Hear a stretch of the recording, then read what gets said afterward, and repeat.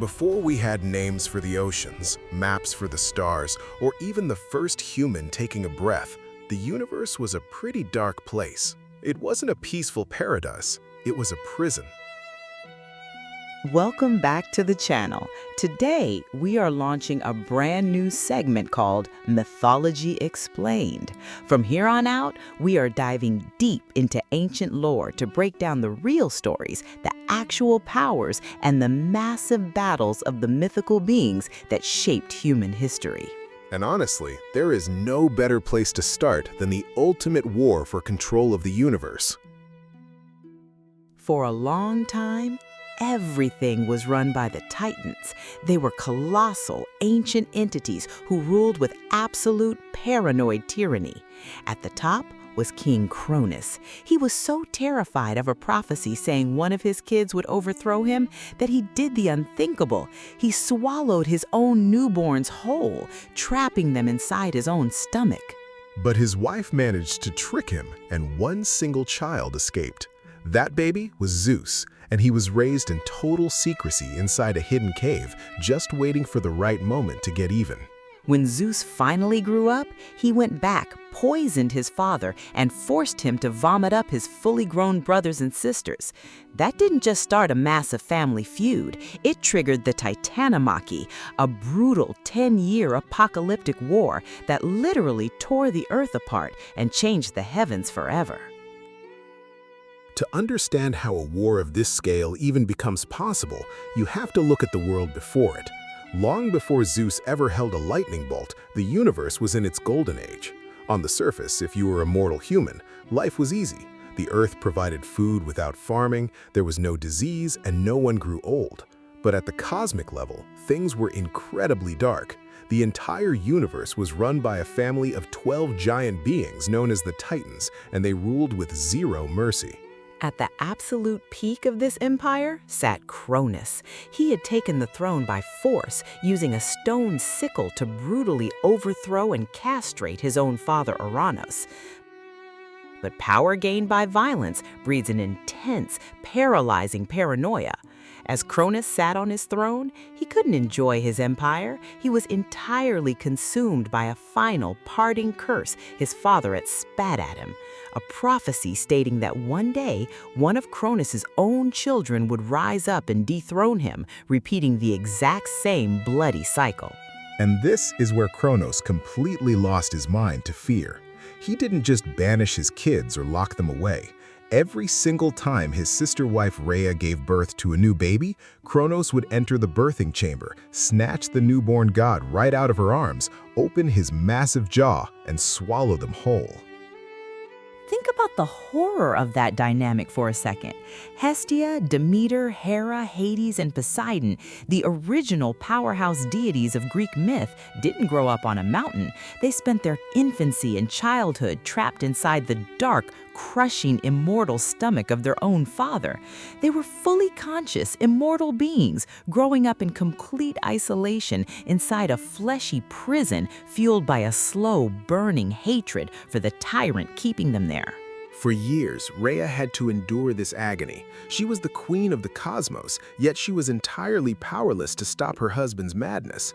But by the time she became pregnant with her sixth child, something inside her snapped. The grief turned into a cold, calculated desire for sabotage. She knew that if she gave birth in the palace, Kronos would be waiting by the bed to consume the child.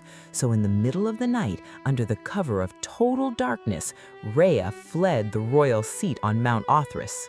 2 weeks later, once Kronos had calmed down, Rhea slipped back into the palace and took her place at the king's side. She approached him with a cowed hand and told him that she and Kronos had a new son and that she had the scars to prove it. This cold, calculated lie worked perfectly. Kronos wasn't the wisest of titans, and fear had clearly dulled his wits. He ordered Rhea to bring the child to his chamber when he returned from his daily work. The second she was given the order, Rhea went back to the mountain and found a large stone that was about the size of a newborn baby. She wrapped it in soft swaddling clothes and scented it so it smelled like a newborn. Then she headed back to the throne room to offer the boulder to her husband. Kronos was so blinded by his own arrogance and paranoia that he didn't even bother to pull back the blanket to look at the child's face. He just snatched the bundle from Rhea's hands, unhinged his jaw, and swallowed the heavy stone whole. He sat back on his throne, completely satisfied, believing he had just cheated fate and secured his empire forever. He had no idea he had just swallowed his own downfall. Meanwhile, back on Crete, the young Zeus was left in the care of minor deities, nymphs, and a divine goat named Amalthea. Raising a hidden god whose cries could alert a paranoid tyrant required an insane amount of operational security. To keep Kronos from hearing the baby crying from high up on his throne, Rhea deployed a group of armored warrior spirits called the Curetes. Every single time baby Zeus started to cry, these warriors would stand outside the cave, violently clashing their spears against their bronze shields and dancing frantically to drown out the noise with a wall of sound. Zeus grew up fast in that cave, and he didn't grow up soft. He wasn't raised with royal luxury. He was raised like an insurgent in a hiding hole. Every day he trained, his physical strength expanding alongside a bitter, deep-rooted resentment for the father he had never met. He learned how to survive, how to hide his divine energy, and how to plan. By the time he reached full maturity, he wasn't just a god, he was a finely tuned weapon of vengeance. But Zeus knew he couldn't just walk up to Mount Olympus and challenge a 12-story Titan king to a fistfight. He was one man against an entire pantheon of giants. He needed an army. And he knew exactly where to find one. He had to go back into the belly of the beast and free his siblings.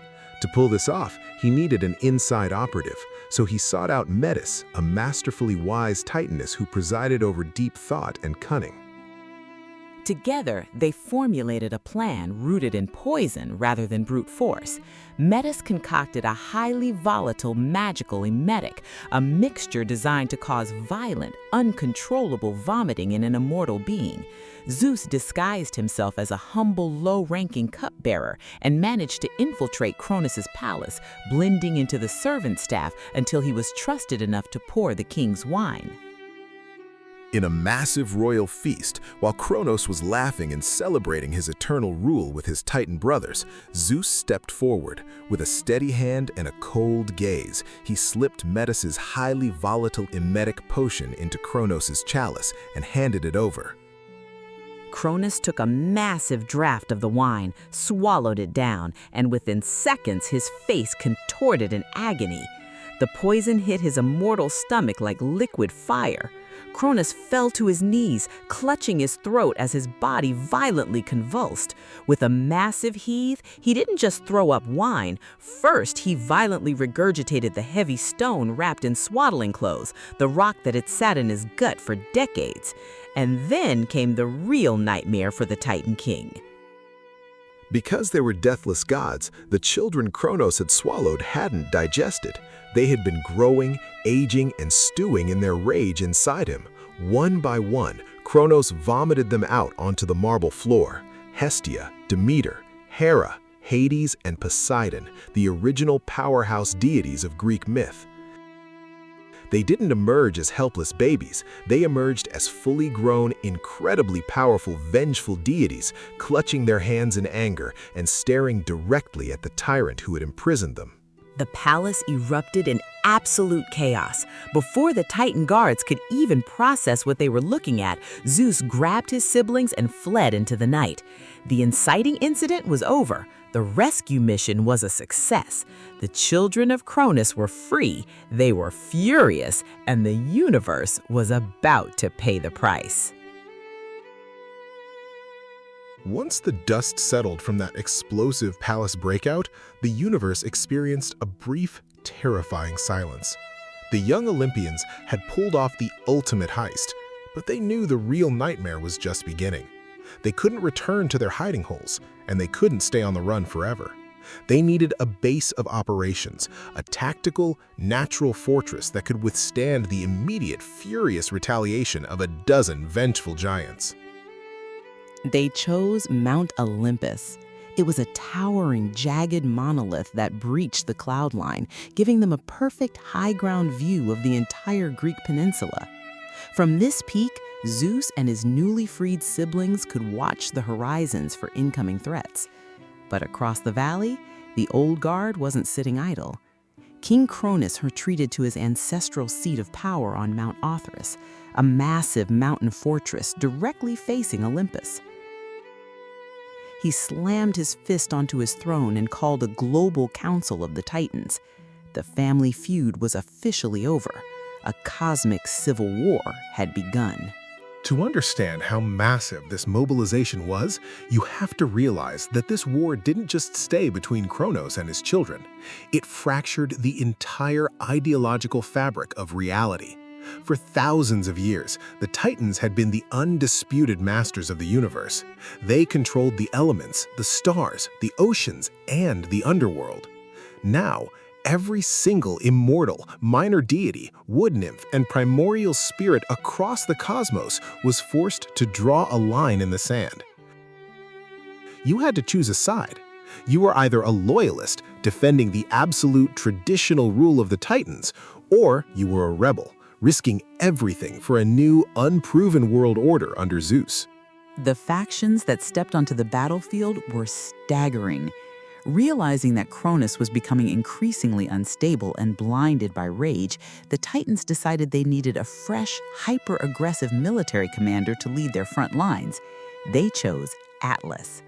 Atlas was the nephew of Kronos, and he was an absolute mountain of a being, possessing a level of raw physical dominance and endurance that terrified both mortals and immortals alike.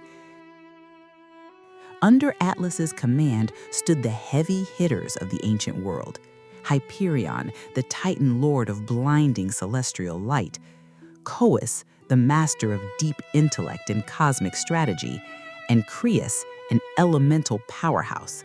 They brought the sheer, crushing mass of the earth itself to the battlefield. They looked across the valley at Mount Olympus and genuinely believed they were going to step on these young, upstart gods like insects. But Zeus was proving to be an absolute master of political warfare and espionage before the first sword was even drawn. He knew that if he fought the Titans on raw muscle alone, the Olympians would be wiped out.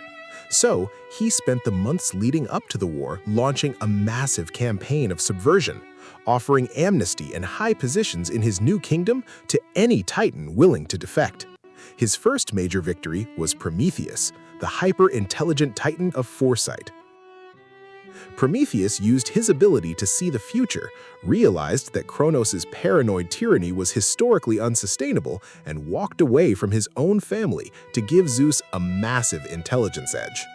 Then came the logistical blow to the Titans. Zeus successfully negotiated with Oceanus, the colossal primordial Titan who regulated the world's outer rivers and oceans. While Oceanus didn't openly fight for the Olympians, he chose to remain completely neutral, locking his vast naval forces away in the deep sea. This completely exposed Kronos' maritime flanks and cut off the Titans from utilizing global water networks for transportation. Styx, the powerful goddess of the underworld rivers, also brought her entire family to Zeus's camp, including her children, Nike, the personification of victory, and Zealous, the spirit of zeal. Zeus was building a beautifully balanced machine of war, matching the Titans' brute mass with speed, morale, and flawless strategy. When the two armies finally marched down from their respective mountains and collided in the vast, open plains of Thessaly, the sheer kinetic force of the impact shook the very bedrock of the universe. The sky turned a violent, bruised purple as the elements rebelled against themselves. The Titans launched the first wave, utilizing their titanic scale to literally reach down, rip entire mountain ranges out of the crust of the earth, and hurl them across the valleys like throwing stones.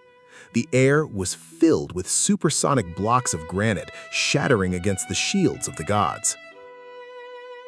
But the Olympians fought with a desperate, terrifying agility. They didn't stand still to be crushed.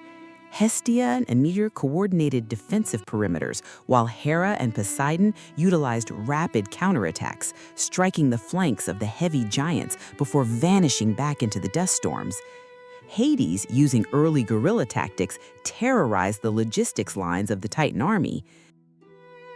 Yet, despite Zeus's brilliant strategies and the raw fury of his siblings, they hit a devastating wall. The Titans were simply too durable. For 10 straight, agonizing years, this war raged across the earth without a single second of truce. Think about the absolute horror of a 10-year apocalyptic stalemate. There were no seasons during this decade. There were no harvests, no nights of peace, and no boundaries. The forests of the ancient world were permanently ignited by cosmic friction, turning the continents into a burning wasteland. The oceans were choked with the golden ichor, the blood of immortals, causing the tides to boil and crash violently against the cliffs.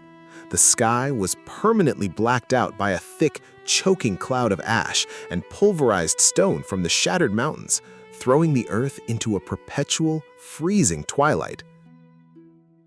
Every single day for 10 years, the gods would wake up on Olympus, march into the blood-soaked mud of Thessaly, hack away at the Titans, and retreat back to their peak at night completely exhausted, only to do it again the next morning. Neither side could strike a definitive killing blow. The Titans couldn't breach the vertical defenses of Mount Olympus, and the Olympians couldn't break through the mass of the Titan phalanx at Mount Olympus. It was a meat grinder of cosmic proportions, an endless cycle of immortal violence that was slowly draining the life force out of the planet itself. Zeus realized that if something didn't change soon, they weren't just going to lose the war, they were going to inherit a completely destroyed universe. As this endless war ground on, the stories told about it began to branch off into different directions. Because this conflict was the foundational crisis of the ancient world, it became a massive oral tradition. Millennia later, when the first scribes began to dip their quills in ink, they didn't just record a single clean-cut history. They captured a tapestry of different traditions, cult perspectives, and theological shifts. If you read the most famous version of the war, the standard model laid down by the poet Hesiod in his Theogony, the conflict is presented as the ultimate cosmic heavyweight boxing match. In Hesiod's eyes, the gods and titans were physical titans of muscle and matter. His verses paint a picture of a war fought purely through physical endurance, raw violence, and scale. When Hesiod describes a battle, he focuses on the sheer kinetic energy, the deafening roar of the earth cracking, the blinding flash of fire, and the physical weight of thousands of tons of flying granite shattering against the shields of the gods. But the Olympians fought with a desperate, terrifying agility. They didn't stand still to be crushed. Hestia and Demeter coordinated defensive perimeters, while Hera and Poseidon utilized rapid counterattacks, striking the flanks of the heavy giants before vanishing back into the dust storms. Hades, using early guerrilla tactics, terrorized the logistics lines of the Titan army. Yet, despite Zeus's brilliant strategies and the raw fury of his siblings, they hit a devastating wall. The Titans were simply too durable. For 10 straight, agonizing years, this war raged across the earth without a single second of truce. Yet, if you stepped away from the mainstream public temples of Greece and wandered into the secretive, torchlit underground sanctuaries of the Orphic mystery cults, you would hear a completely different, much darker story. The Orphic traditions didn't see the Titanomachy as a simple brawl. To them, the war was a deeply psychological, metaphysical conflict fought with cosmic sorcery, illusions, and shape-shifting. The Orphic texts suggest that the Titans, being primordial entities who existed before the structure of the modern world, possessed ancient, forbidden magic that could bend reality itself. In this version of the myth, the 10-year stalemate happened because the Titans were actively distorting the perception of the Olympians. Zeus and his siblings weren't just fighting physical giants, they were fighting hallucinations. They would charge into battle only to find themselves hacking at shadows, navigating shifting geographical labyrinths, and battling phantom clones of their own family members. The Orphic tradition presents Zeus not just as a strong general, but as a master magician who had to use deep esoteric wisdom to see through the illusions of the Titans, turning the war into a cosmic chess match where a single mental mistake meant eternal madness.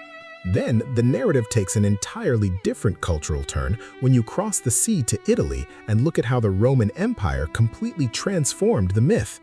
When the Romans adopted Greek mythology, they mapped their own ancient agricultural god Saturn onto the character of Kronos. But, to the Romans, by the 10th year of the non-stop apocalyptic stalemate, the situation on Mount Olympus was desperate. The Olympians were physically and mentally spent, their divine energy draining into the blood-soaked mud of Thessaly. Despite their speed and brilliant tactical formations, the raw, crushing mass of the Titan phalanx at Mount Olympus was slowly grinding them down. Zeus realized that if something didn't change immediately, they would lose the war through sheer attrition. Seeking a final, desperate edge, he climbed to the highest peak of Olympus to commune with his grandmother, Gaia, the ancient spirit of the earth itself. She gave him a piece of forbidden, terrifying advice.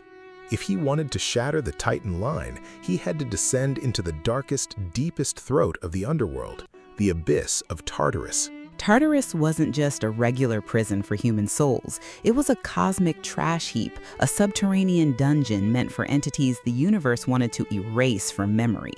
The abyss was guarded by Campi, a monstrous, towering half-woman, half-serpent warden with hundreds of hissing vipers for hair and a scorpion's tail. Locked inside her dark cells were the Cyclopes, giant, one-eyed master craftsmen, and the Hecatonchires, three colossal terrors known as the 100-handed ones, who each possessed 50 heads and 100 massive arms. Kronos had locked them down there at the beginning of his reign because he was completely disgusted by their physical deformities, leaving them to rot in the pitch black for centuries. Zeus slipped into the underworld under the cover of night, confronted the warden Campi in a brutal subterranean duel, and slew her, shattering the unbreakable chains of the ancient prisoners. In absolute gratitude for their freedom, the Cyclopes went to work at their cosmic furnaces, melting down the primordial elements of the deep earth to forge weapons of absolute destruction specifically tailored to the unique powers of the three Olympian brothers. For Poseidon, they forged the Trident, a weapon capable of shattering tectonic plates and commanding the violent fury of the oceans. For Hades, they created the Helm of Darkness, granting him absolute invisibility and the terrifying power to radiate paralyzing, maddening fear into the hearts of his enemies. And for Zeus, they forged the ultimate weapon of cosmic sovereignty, the Thunderbolt. Armed with these new apocalyptic weapons, the Olympians marched back to Thessaly to launch their final, devastating assault against Mount Olympus. The 300-handed giants stepped onto the front lines, their colossal frames blocking out what little light was left in the sky. With their 100 arms moving in a terrifying, blurred synchronization, they reached into the earth, picking up 300 massive boulders at a single time and unleashing a non-stop supersonic bombardment that rained down on the Titan lines like a collapsing mountain, completely pinning the giants to the ground. While the Titans were blinded and crushed by the endless rockfall, Hades activated his Helm of Darkness, slipping completely unseen into Kronos' command tent to systematically sabotage the king's weapons and cut his armor to pieces from the shadows. Suddenly, Poseidon slammed his trident into the bedrock of the valley, triggering a massive planetary-scale earthquake that cracked the foundation of Mount Olympus, causing the giant titans to lose their footing and stumble into the widening fissures. That was Zeus's cue. Standing at the peak of Olympus, bathed in divine light, he unleashed the full, blinding fury of his new thunderbolts. The sky literally melted. The blasts were so incredibly hot and intense that the oceans boiled across the globe. The forests of Europe combusted spontaneously from the thermal radiation, and the blinding light permanently scorched the very landscape. Buried under hundreds of rocks, stripped of their weapons, and blasted by cosmic lightning, the Titans finally collapsed into the ash. The old empire was completely dead. Zeus showed absolute cold-blooded mercy to the conquered. He dragged the defeated Titans back down to the very bottom of Tartarus, locking them behind massive, unbreakable doors of solid bronze, and stationed the loyal hundred-handed ones outside to act as their eternal prison guards. But for Atlas, the military commander who had orchestrated the decade of destruction, Zeus devised a unique, agonizing punishment. He condemned Atlas to stand at the absolute edge of the world for the rest of time, physically holding up the crushing, suffocating weight of the entire celestial sky on his bleeding shoulders to keep the heavens from falling onto the earth. With the world finally quiet and the ash settling over the ruined planet, the three victorious brothers, Zeus, Poseidon, and Hades, stood together on the peak of Mount Olympus.